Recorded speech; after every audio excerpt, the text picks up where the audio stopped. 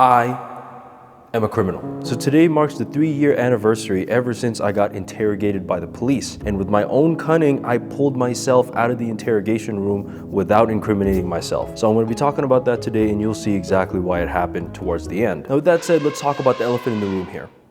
I have a green shirt. And also, I'm in university recording this right now instead of being at home saying the same exact thing. Do you know why? No, not that choice, not that one either, bro. Come on, you know this. Exactly, yes, I am running out of time. Because of some external circumstances, I didn't have as much time to put into this video this week, so I wanted to experiment a little bit and try an unscripted format. So I'm just straight up spitting right now, I'm freestyling, everything's coming off the dome. So with that said, let's start at the beginning. July 17, 2021. So at this point in life, I was still a freshman in university. I didn't really know what to do yet with my life. I was actually in astrophysics for a while in my first year, and I was not happy with my program at all. Overall, I was just not happy with myself, so I was doing all sorts of things to just try to pass the time. One of those things is exercising. One thing you gotta know about me is that I like to release some stress by doing some sort of physical activity. So that could either be through basketball or by running around in circles. And in today's story, pumping iron. Now, I don't know if other universities do this, but for our locker rooms, we gotta pay up. There's two types of lockers. There's the ones where you pay for at the start of the year, where you just pay like a total sum fee. And the other one is the one that I used. You just walk in, you leave your stuff in there, you put in a couple of coins, you leave it locked, and then you could just go work out. The thing is, this was my first year, so I had nothing to my name. I was broke as hell. I had negative credit score. You couldn't lend me a pencil if you wanted to, man. All that to say, I couldn't afford the 25-cent admission fee to use one of these lockers. And my one saving grace were these lockers way in the back. Now the lockers at the very front, they were perfectly fine. But the farther back that you go, the more neglected the lockers were. So there were these particular set of lockers that were absolutely just broken. Anybody could access them. Anybody, including broke motherfuckers like me. I'd already been using those lockers for a couple of weeks now, so I was banking on the kindness of human beings once more to not steal my shit and just allow me to go and work out in peace. And this time around, it just wasn't happening. I come back from my workout, tired as shit,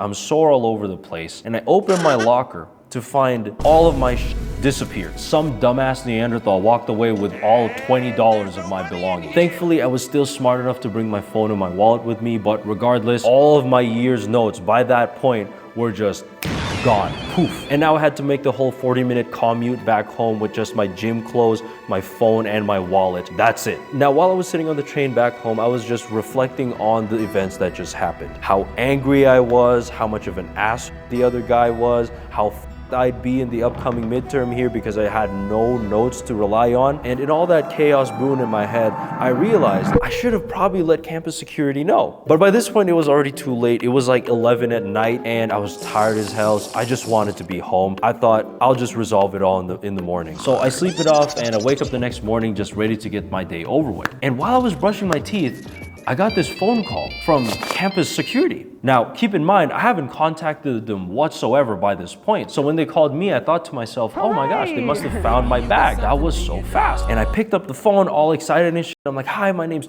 I'm a student here. This is my student number. Oh, you guys want me to come in? What time today? 12? Okay, that works perfectly. I will see you guys soon. And I went to my lectures that day all giddy and shit with a big smile on my face, just relieved that I wasn't completely f***ed for my upcoming midterm. And once my lectures were finished, I dashed to campus security, just ready to claim my bag and start reviewing. And so I went up to this windowed reception desk with like a small opening that allows me to like talk with her. I lean into that thing, right? And I exchanged my information with her. I tell her my name and my student number. She had like that customer service smile on her at first. And then when she heard my information, she was like, what did he say fuck me for? Whoa. Looking back on it now though, I really should have asked her why she did that. But regardless, I just brushed it off because I thought maybe they had me mistaken for somebody else that did some horrible shit. But we continued talking. She's like, well, are you sure? Like, yeah, that's me. You guys called me over here. And she was like, okay, could you just make your way over to that room over there? And now this is what brings us to today. When I got this idea, I wanted to tell this story inside of that specific room. And I could point out all these things. I could show you exactly where I was sitting. I could show you how they brought out stuff. And unfortunately, it didn't pan out, as you can see from the video that I'm showing you right now.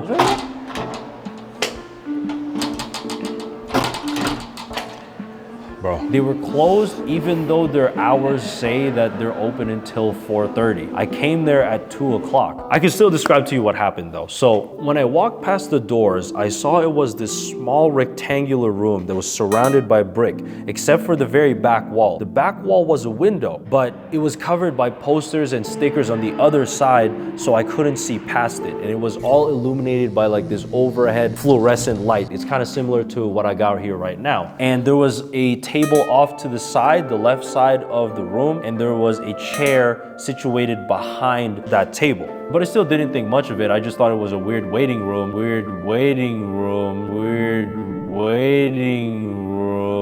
So I go over to the chair and I sit down and I wait for one of their people to come through and tell me what's going on. A couple minutes pass by and there were these two burly men that come in. They weren't built like Arnold Schwarzenegger, but they were big, bro. They had like a beer belly. They were both bald. You know, one of them had like a receding hairline. It was in the shape of like a U. And the other one was just completely bald like Johnny Sins, but with a beer belly. And they come in looking at me with like this kind of frown on their face. They're like, "You're this name, right? This is you?" And I just kept my cool. I'm like, yeah, that's me. Could you guys tell me like why you called me out here? And they respond to me by going, "Well, could you tell us what you're doing here?" I was like, whoa. Why are they so aggressive? And I respond back to them, well, I mean, I don't know. I was assuming that this was about the bag that I lost a couple of days ago. And when they heard the word bag, it was like a light bulb went off their head. They're like, oh, interesting. Could you describe to us what was in this bag? And I just started listing off some things that I had in the bag. I said I had my books, I had my notes, I had my duotangs, I had my pencils, and I had a spare change of clothes. Actually, you know what? Let's move over to that table there because it's very similar to the one that they had in that room. Okay, so look. I was going like this. My hands were clasped together like Gustavo Fring. I made sure to keep a smile on my face the whole time to show that I wasn't a threat. I was acting. And one of the guys sitting across me, he brings out this gigantic gym bag and boom, it made a thud on the table. And now back to me here, I was shocked, right? Because it was completely different from the bag that I had. They had a gym bag there. For me, I had those like regular bags that you put behind your back. And I told them, officers, this is not my bag. I don't know whose bag this is. And they go like, oh yeah? Of course you say it's not your bag. I was already guilty in their eyes. And I didn't even understand why until they started bringing out shit from inside the bag. So the other guy off to the side here opens up the bag. Just imagine this here is a lot larger than what it actually is. He's got all this swagger, bro. He's bringing it out like Dexter with his tools before murdering somebody, right? And the guy starts bringing out stuff, right? He brings out my notebook. He brings out my pencil case. He brings out the stack of duotangs that I had. He brings out my books for all my classes. Boom. So now we had this pile of all of my stuff here exactly as I described earlier, but the guy wasn't done yet. He reaches back into the bag and he pulls out a machete. He pulls out this rusty machete, sets it in front of me here. So imagine this is the machete. He places it in front of me. Then he goes back into the bag. He grabs for more shit. All of a sudden now he pulls out a whole clump of needles. Boom. Reaches back inside again.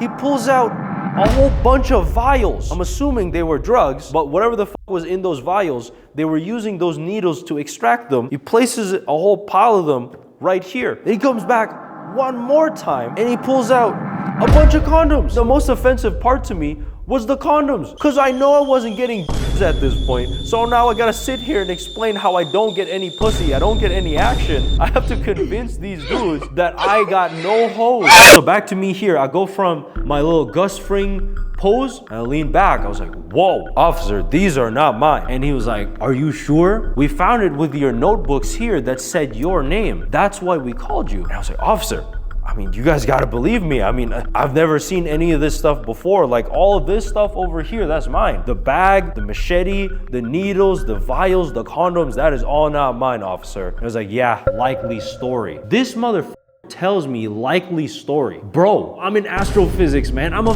nerd. What motivation would I have to be this menace to this university? And then the idea came to me.